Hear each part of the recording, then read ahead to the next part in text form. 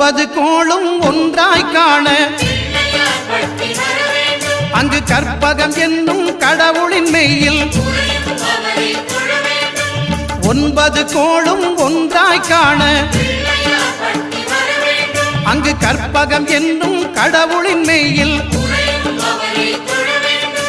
சூரியன் முதலாய் 9 கிரகமும் பலவித குணங்களை கொண்டிருக்கும் எங்கள் கற்பக தருவில் அவை வரும்போது ஒன்றாய் சேர்ந்து பலனளிக்கும்.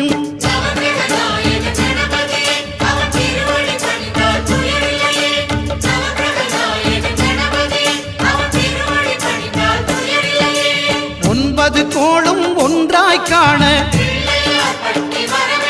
அங்கு கற்பகம் என்னும் கடவுளின் மெய்யில்